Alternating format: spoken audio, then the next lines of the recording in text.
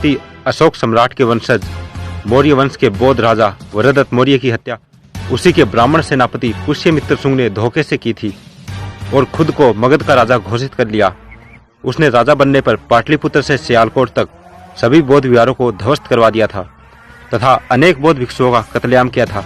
पुष्यमित्र शुंग बौद्धों पर बहुत अत्याचार करता था और ताकत के बल पर उनसे ब्राह्मणों द्वारा रचित मनुस्मृति अनुसार हिंदू धर्म कबूल करवाता था।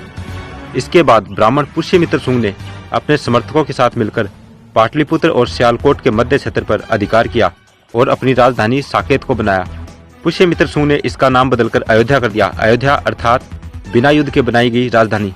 राजधानी बनाने के बाद पुष्यमित्र शुंग ने घोषणा की कि जो भी व्यक्ति भगवाधारी बौद्ध भिक्षु का सिर काट कर ले आएगा उसे 100 सोने की मुद्राएं इनाम में दी जाएगी।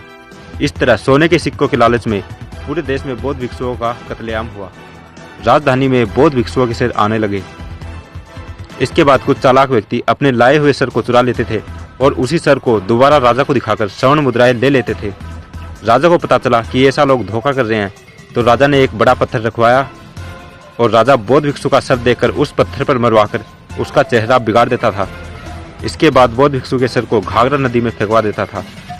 राजधानी अयोध्या में बौद्ध भिक्षुओं के इतने सर आगे कि कटे हुए सरों से युक्त नदी का नाम सरयुग अर्थात सरयू हो गया। इसी सरयू नदी के तट पर पुष्यमित्र शुंग के राजकवि वाल्मीकि ने रामायण लिखी, जिसमें राम के रूप में पुष्यमित्र शुंग और रावण के रूप में मौर्य सम्राट का वर्णन करते हुए उसकी राजधानी अयोध्या का गुणगान किया था और राजा से बहुत अधिक पुरस्कार पाया था।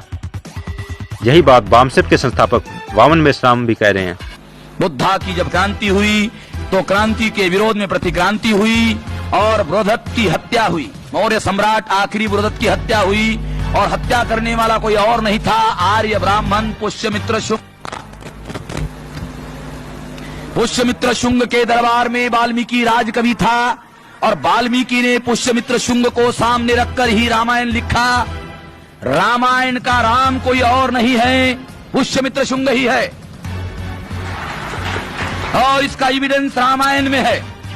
इतना ही नहीं, रामायण महाभारत स्मृतियां आदि बहुत से काल्पनिक ब्राह्मण धर्म ग्रंथों की रचना भी पुष्यमित्र शुंग की इसी अयोध्या में सरयू नदी के किनारे हुई। बौद्ध भिक्षुओं के कत्लेआम के कारण सारे बौद्ध विहार खाली हो गए। तब आर्य ब्राह्मणों ने सोचा कि इन बौद्ध विहारों का क्या करें कि आने वाली पीढ़ियों को कभी पता ही नहीं लगे कि बीते वर्षों में ये क्या थे। तब उन्होंने इन बौद्ध विहारों को मंदिरों में बदल दिया और इसमें अपने पूर्वजों व काल्पनिक पात्रों को भगवान बनाकर स्थापित कर दिया और पूजा के नाम पर यह दुकानें खोल दी। ध्यान रहे, वरदत्त मौर्य की हत्या से पूर्व भारत में मंदिर शब्द ही नहीं था और न ही इस तरह की संस्कृति थी। वर्तमान में ब्राह्मण धर्म में पत्थर मारकर नारियल फोड़ने की परंपरा है। ये परंपरा पुष्यमित्र शुंग के बौद्ध भिक्षु के सर को पत्थर पर मारने का प्रतीक है।